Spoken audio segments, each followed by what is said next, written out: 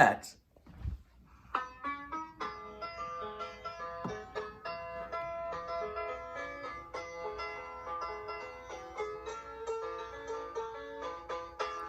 All of the awards for Major League Baseball were announced this week, and today on Pat Stats, we're going to recap them, along with giving you my opinion on who won, or who didn't win. We'll start with the AL Rookie of the Year.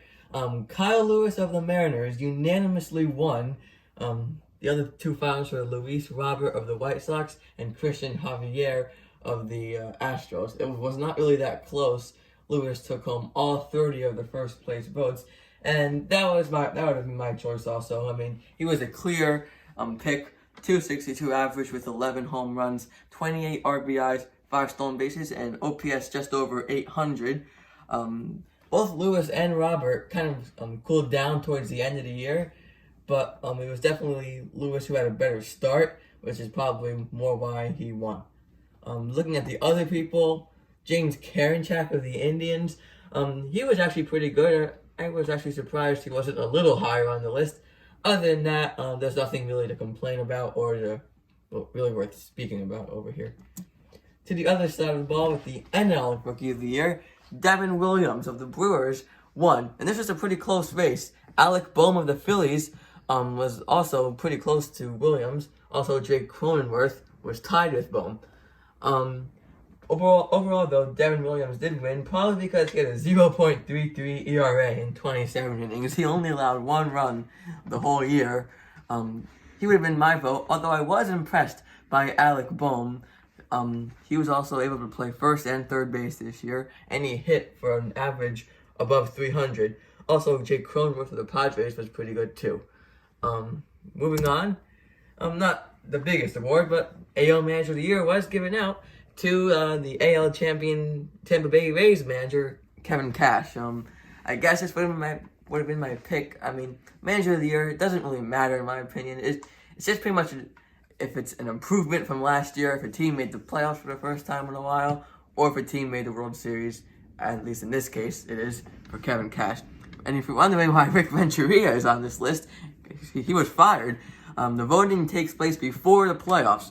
So obviously the White Sox are still in and they haven't been eliminated yet.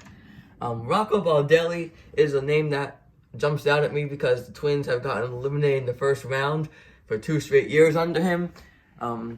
And they haven't even won a game. I don't even think he's a great manager to begin with. I don't know why he got points. Whatever. And for the NL Manager of the Year, I couldn't agree more with Don Mattingly winning the award, edging out Jace Tingler and David Ross. You can see that it wasn't really that close. Don Mattingly got most of the first place votes. Looking at the other members of this list, I mean, David Bell, I don't think he's a great manager. Got Gabe Kapler. He actually surprised me with the team performance, though I don't think he's a good manager. Craig Counsell, he seems to always be in the running. Mike Schilt. David Roberts, his team won the World Series, and he didn't make the top 3. So, there again. Just some inconsistency on the part of the voting. And then a good major award here is the AL Cy Young, where Shane Bieber unanimously won the award. This was a pretty obvious decision in my opinion. He was 8-1 with a 1.63 ERA with a league-leading 122 strikeouts. Kenta Maeda, he had an impressive season, though, much to my surprise. So did Hyun-Jin Ryu, Garrett Cole, and Dallas Keuchel, also pretty good. But overall, this was definitely Shane Bieber's year to win the award, and he might win another one in the next few years. And for the NL, it's the free agent currently, Trevor Bauer, who won it. It wasn't really that close. Yu Darvish came in second, Jacob deGrom came in third. You could make the argument that deGrom was second and Darvish was third. I won't make a big deal about it. It just was Trevor Bauer's year, like I said. 5-4 with a 1.73 ERA and exactly 100 strikeouts. Looking at the other names on this list, I feel like Clayton Kershaw should have been a little higher up, and Aaron Nola should have been a little farther down. If switching spots would have made more sense. And the final overall award is the AL MVP. Of course, there are a lot of names on here, but in the end, Jose Abreu ended up winning. And this is the most controversial one, because you can make a case for really the top 5, in my opinion. Abreu, it was pretty close to be 74 to 303 votes, Abreu to Jose Ramirez of the Indians. Jose Abreu, though, 317 average, 19 home runs, 60 RBIs, and 987 OPS. Jose Ramirez, who came in second place, 292 batting average, 17 home runs, 46 RBIs, and a 993 OPS. Ramirez also steals some bases.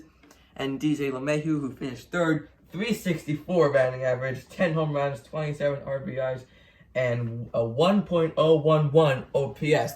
If I had to vote, I would have given my vote to DJ LeMahieu. I see he only got one first place vote, but I really like his season. That OPS over 1,000, that does a lot for me. But I'm not mad. I mean, Jose Abreu did have a monster year. Of course, 19 home runs. The shortened season is pretty good. Looking at other players, I really like Rendon as a player. I feel like he should be a little higher up. I'm going down. I mean, you're not really going to make too big of a deal about, Eddie Rosario, Salvador Perez. But overall, this was Abreu's first place finish, and I think it was a good enough season to win overall. And the final award was the NL MVP, where Freddie Freeman won by a pretty large amount. It would have been my pick overall, and here's why. 341 batting average, 13 home runs, 53 RBIs, and a 1.102 OPS, over 1,100. Some crazy OPS right there from Freddie Freeman. Also just a monster year overall. 53 RBIs, that helps a lot. He's on a good offensive team, so that'll also help.